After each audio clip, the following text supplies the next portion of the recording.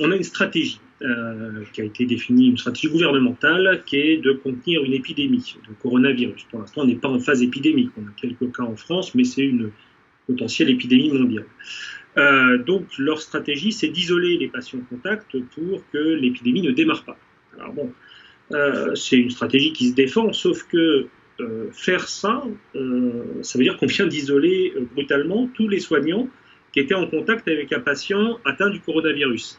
Sauf que, vu la situation des hôpitaux, qui est celle qu'on connaît, il y a un mouvement de grève depuis plusieurs mois des urgences, qui est maintenant étendu à l'ensemble du monde hospitalier.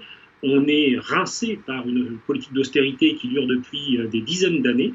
Donc, quand on fait ça, on arrête la médecine du quotidien, parce que, évidemment, on pense au coronavirus, sauf que moi, comme urgentiste travaillant à Creil, et j'y travaille demain, je suis de garde demain, je me dis, mais que vais-je faire des patients graves qui ne peuvent plus aller en réa? Il va falloir que je les transfère sur Compiègne-Beauvais. Par ailleurs, on a mis fin aussi à des premiers secours, c'est-à-dire qu'il n'y a pas de SMUR aujourd'hui sur le GHPSO, l'hôpital de Creil et de Senlis. Donc on a tout un bassin de population qui finalement n'a plus de secours primaire et n'a pas de réanimation. C'est un signe, c'est le signe aussi que on n'est pas capable de faire face à une situation pareille. Alors ça ne pourra pas durer, c'est-à-dire que si l'épidémie démarre vraiment, c'est-à-dire si on a beaucoup de patients atteints, on ne pourra pas mettre tous les soignants à la maison, parce que sinon on va fermer tous les hôpitaux, on va avoir un problème majeur. Donc ça c'est, je veux bien l'entendre, une première démarche, sauf que dans un cadre d'austérité à l'hôpital, immédiatement, on n'est pas capable d'assurer le quotidien. Donc ça pose un vrai problème. On n'a plus qu'à espérer qu'il n'y aura pas de catastrophe, c'est-à-dire qu'il n'y aura pas quelqu'un qui a vraiment besoin d'un SMUR de façon très aiguë, ou qu'il n'y aura pas d'un gros accident, ou un accident industriel, ou que sais-je. Parce que là, on est quand même... C'est une stratégie du ministère. Donc Creil n'a même pas le choix, finalement. Enfin, le GHPHO n'a même pas le choix. On nous a dit, vous mettez des médecins en quatorzaine. C'est-à-dire que 14 jours, ils sont à la maison. Donc à partir de là, vu où on en est de nos effectifs qui sont déjà réduits, avec des médecins qui sont partis de cet hôpital, comme partout en France, les médecins urgentistes, c'est pas un scoop, s'en vont des hôpitaux parce que les conditions de travail, les moyens matériels pour travailler sont catastrophiques.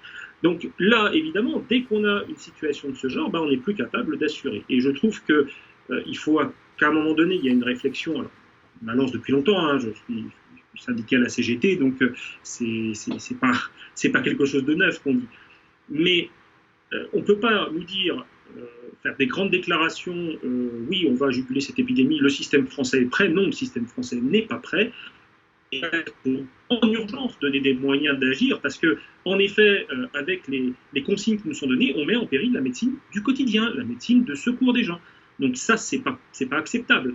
Et on ne peut pas se contenter d'avoir des consignes depuis le ministère qui nous disent vous mettez ces médecins-là au rencard ou ces infirmières-là au rencard pour 14 jours et on ne fait rien.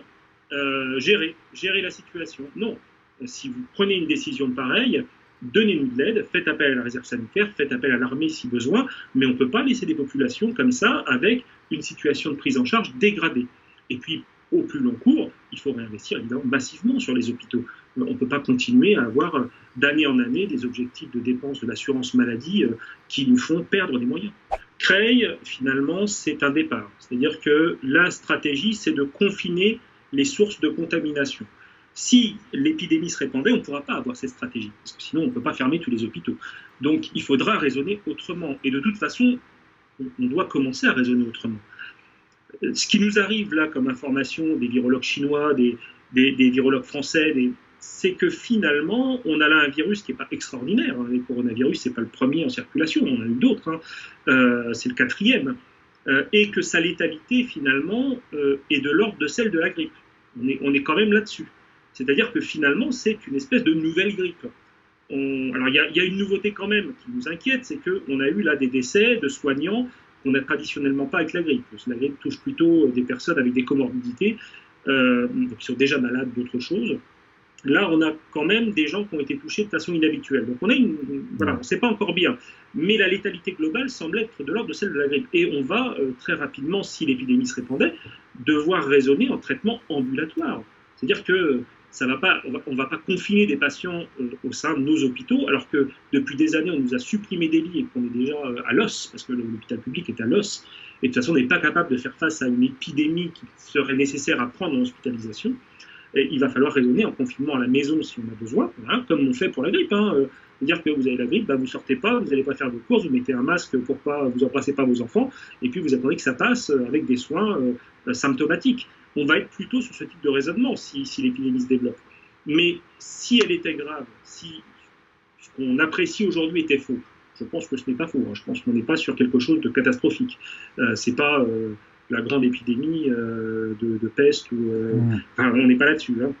Mais si par contre c'était un peu plus compliqué, qu'on avait de nombreux patients qui nécessitaient des soins hospitaliers, oui, on va être en difficulté parce que non, nous ne sommes absolument pas prêts.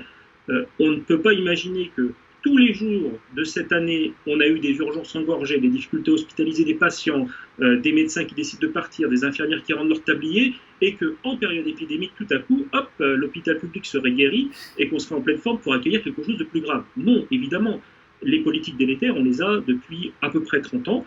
Elles ont mis l'hôpital public à genoux, et là, il est temps de changer de braquet, parce que moi, j'attends avec impatience, et je l'ai dit de façon très crue, j'espère qu'à la prochaine épidémie, on aura changé de gouvernement et qu'on aura une politique de santé progressiste, parce que si celle-là doit nous donner quelque chose, c'est une véritable alerte. On voit bien que, malgré des logiques de prise en charge, d'isolement, de tout ce qu'on veut, ça pose des problèmes majeurs sur l'organisation de l'hôpital public qui ne peut plus résister aujourd'hui.